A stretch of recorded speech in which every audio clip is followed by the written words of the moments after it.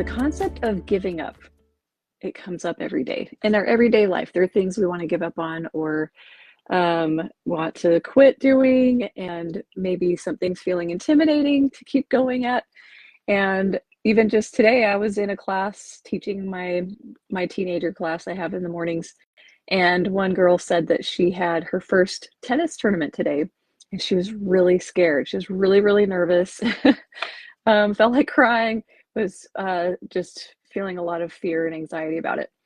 And it was wonderful because other students were saying, "You've got this, we'll pray for you.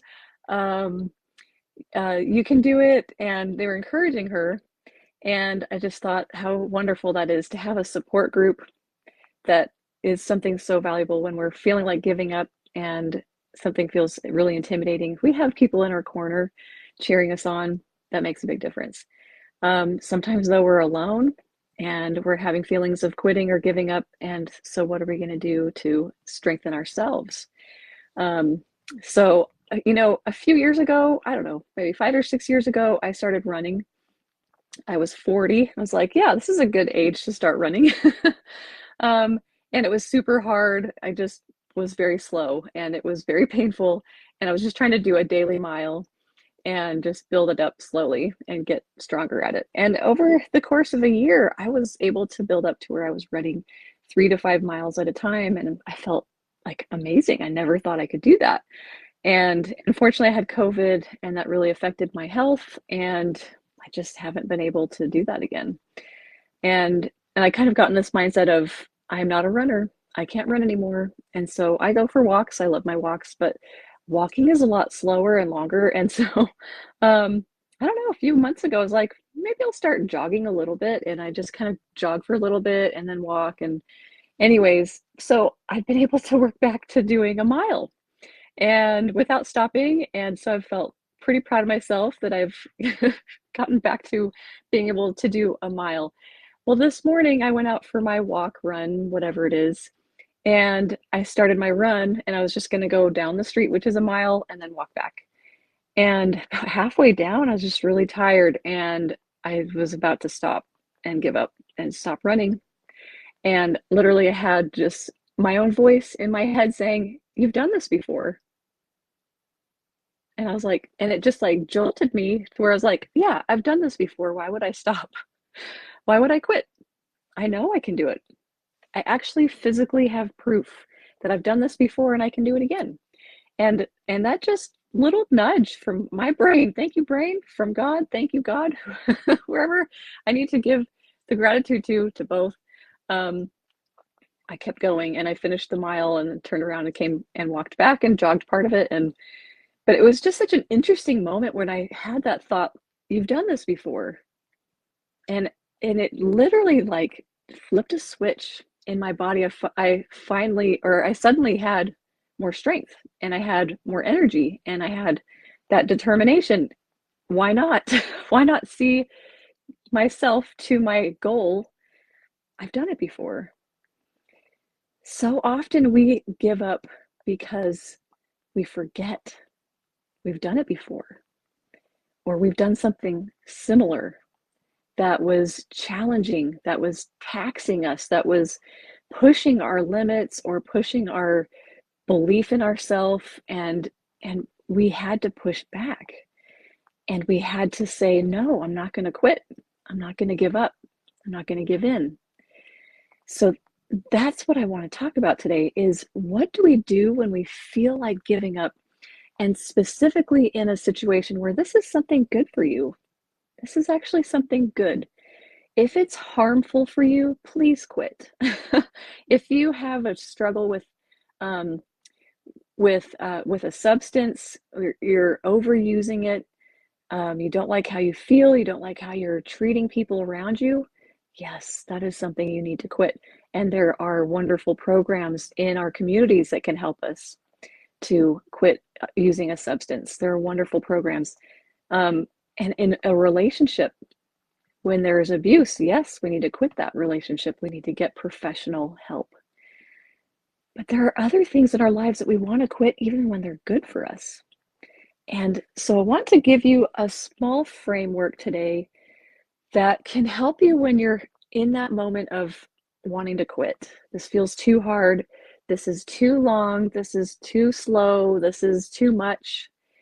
This is too whatever you need to put in the blank. And that's why I'm quitting. Not because it's a good thing, not because it's actually going to help me in the long run. So I want to clarify and provide this framework for you so that you can make the best evaluation possible for yourself and what you need to continue and what you need to let go of, and how you're going to help yourself keep going when this is actually something good. So that's the first step.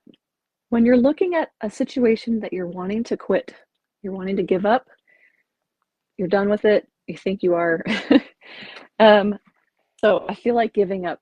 Number one, ask yourself, is it good for me?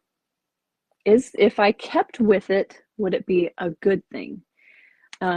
Because we can have all kinds of wonderful things that feel really tough. So, number one, is it good for me? Okay, and that's tricky. That's a tricky question because you might say, oh yeah, I want to get this promotion at work and it means I'm going to have to spend 10 more hours a week than I already do at work and away from my family. And then yeah, look at that. Is that really going to be for the best interest of your whole family?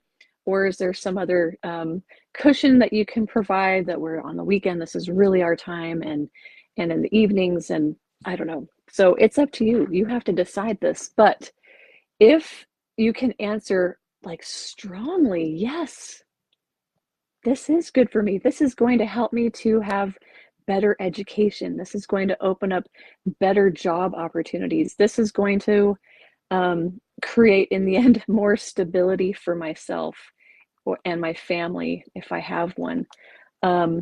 Or is this going to, with getting help for it, could this turn into a really good thing I want to keep in my life?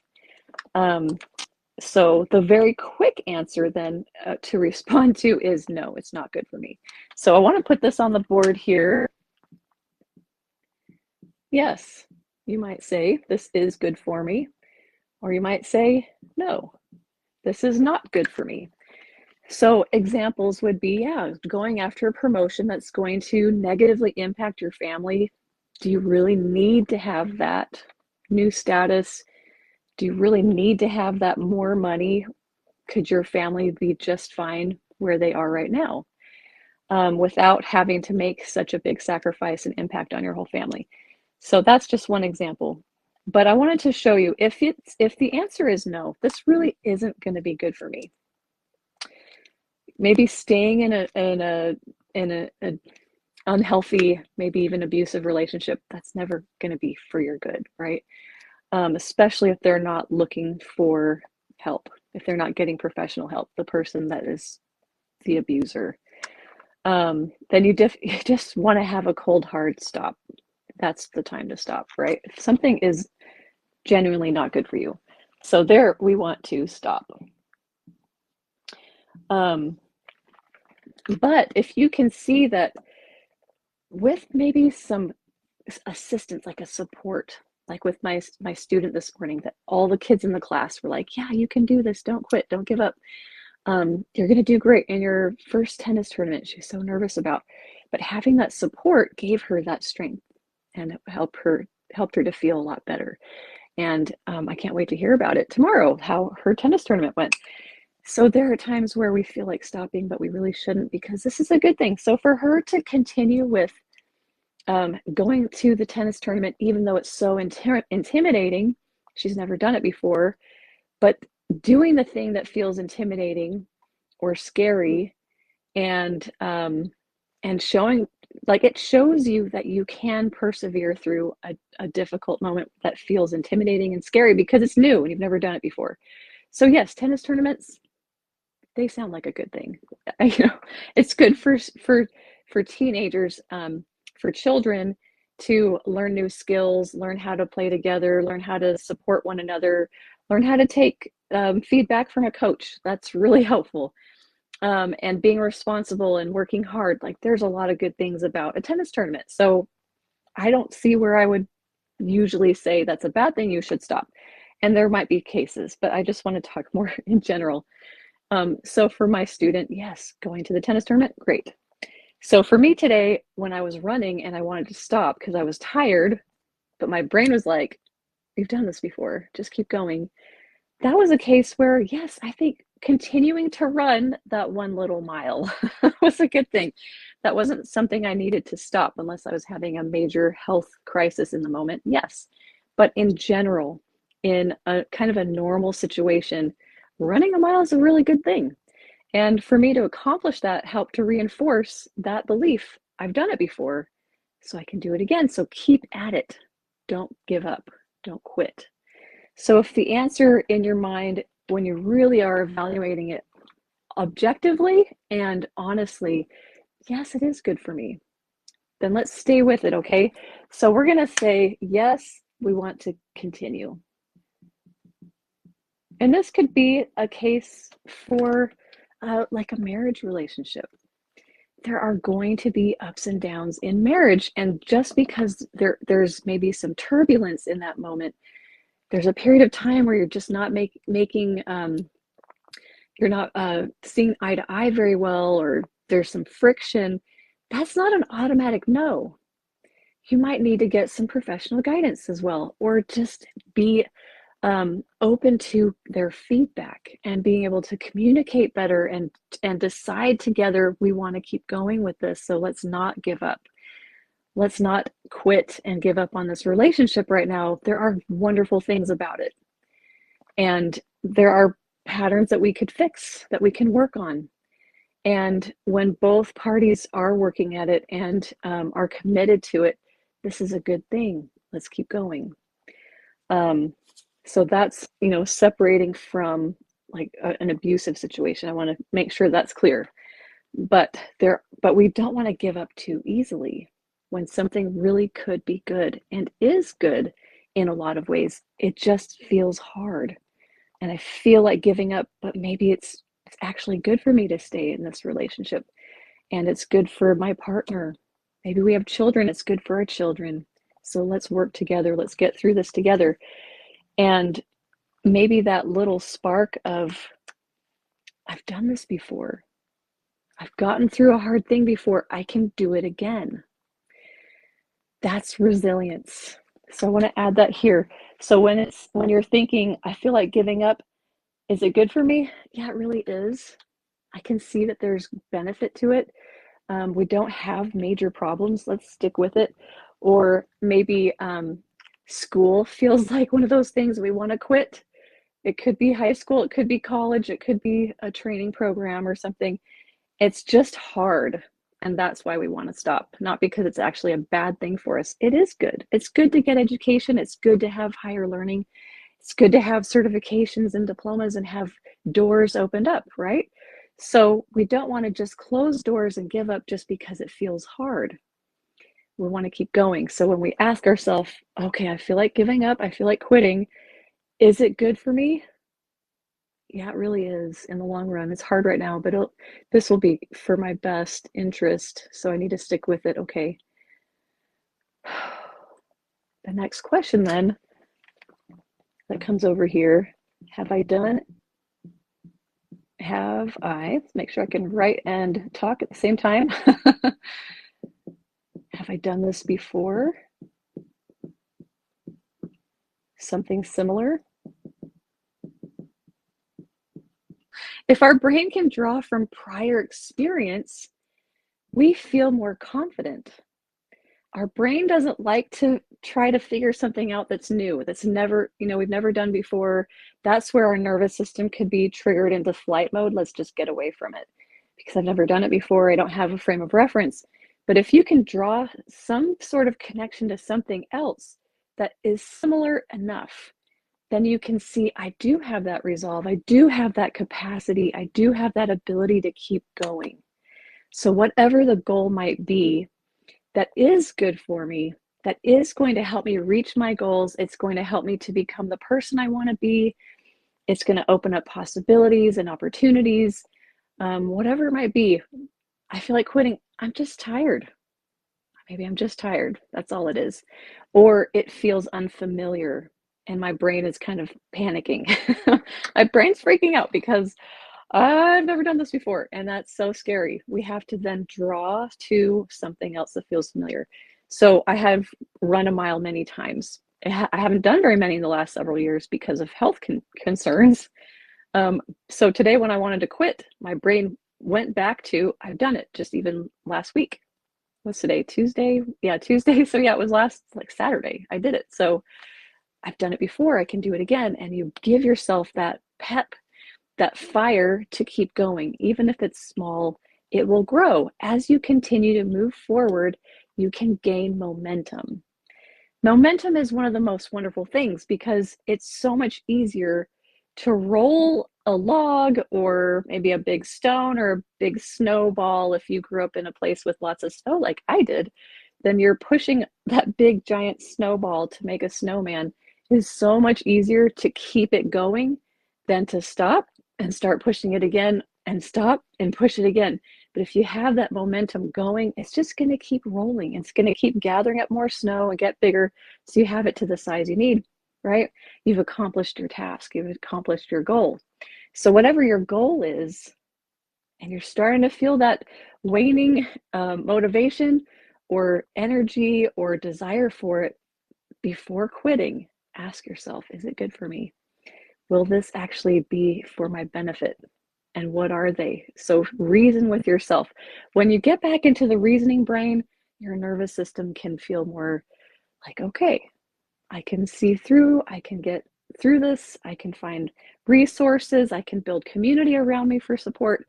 And then you're going to think through and find solutions and better ways to handle it maybe, or just be motivated by that carrot dangling at the end of the string that you want to get to that goal so badly.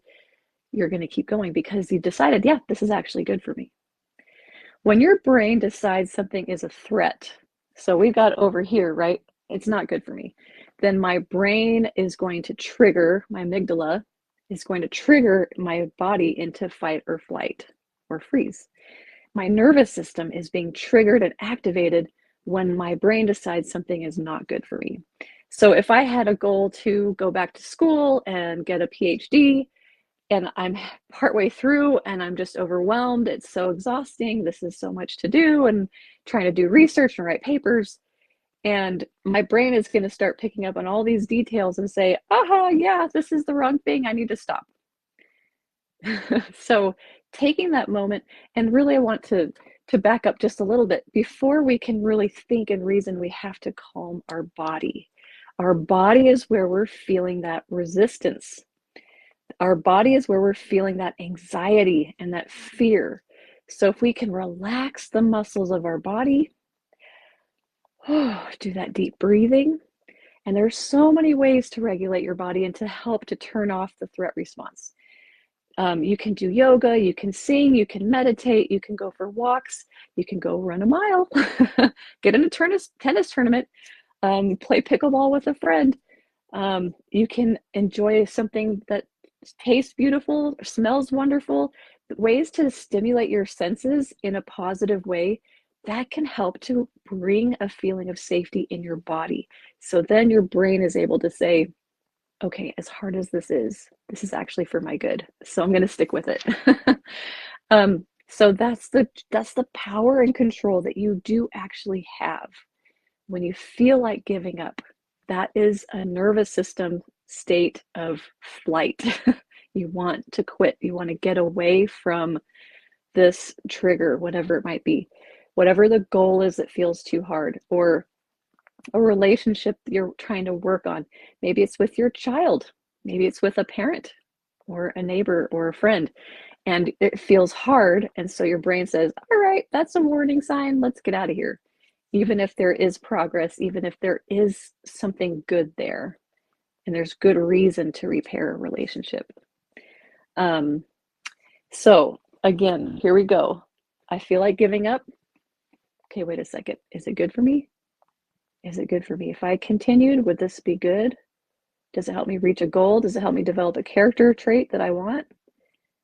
If not, if it's keeping me actually in a physically dangerous situation, that's a hard no. Um, if it's going to like negatively impact my family where it's just not worth it, that could be a hard no also. You have to decide that. But you are the one who's going to be the cheerleader as well. You are the one who has the power and the potential to alter the way that you're feeling. No one else controls how you feel, no matter what they're saying and doing. Your body, your nervous system is what is creating how you feel. And so if you have that time to kind of calm your body down, do some regulation, do some movement, get some exercise, get out in the sunshine, drink some cold water, eat some healthy food, love your body, take care of it, honor it. And then you'll be better able to make a really wise, the wise owl wakes up, right? A wise decision, a wise evaluation of this situation, if it's really good or bad. And when you're able to see, yes, it really is actually good for me, then you're able to say, have I done this before? Have I done anything similar? Something close enough that I can relate. So my brain says, oh, okay, no big deal. Oh yeah, we've done this. And even the practice of visualization can be the answer. So if you have never done it before and you're having a hard time pinpointing to something else in your life that was similar, you can visualize it. Draw pictures of it, write about it, and take time to calmly, quietly close your eyes and imagine it. And the more you spend time imagining you've done this before, the calmer your body feels when it actually is presented with that opportunity to do it. So I know a lot of people who get really, really scared about public speaking. Oh, they're sweating, their palms are wet, their mouth gets dry, their heart's just racing, the breathing is shallow. They're going to pass out, right? They're really, really scared. And I can understand that. I've been there too. But over time, the more you do it, the easier it gets. Now I love public speaking, but definitely my early days, terrified as a teenager in front of my high school, terrified. um, but if you take the time to quietly install that information into your brain by imagining it, seeing it in your mind, and really getting down to the details of yourself calmly, confidently standing in front of the group, remembering what to say. You've practiced this, you've rehearsed this, you know this is your stuff that you're so good at. And imagining it over and over, taking that time to calmly process, you literally build that into your brain to believe that you've done it already. You can trick yourself, you can trick your brain. Your brain will believe whatever information is there. It's up to us to assimilate it and believe it. So the more that you can spend time looking at the thing that you've decided it really is good for me, and creating that framework in your brain. I haven't really done it before, but I'm just going to pretend like I have, and then my brain thinks that I have.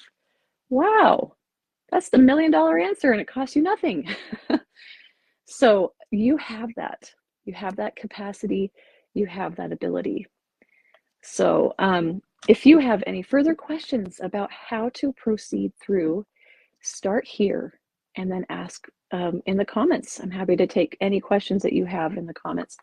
And also consider also who you're surrounding yourself with, that you have people who are in your corner.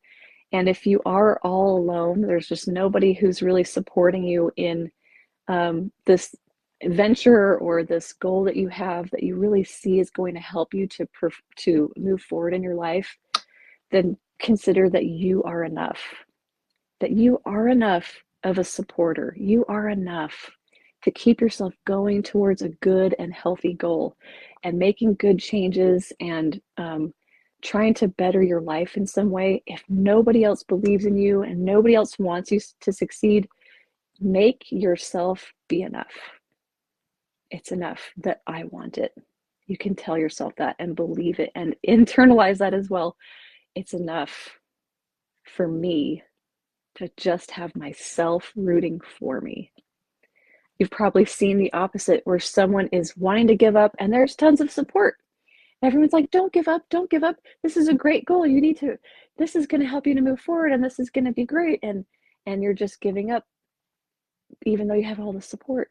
If you don't believe in yourself, it doesn't matter how many people do.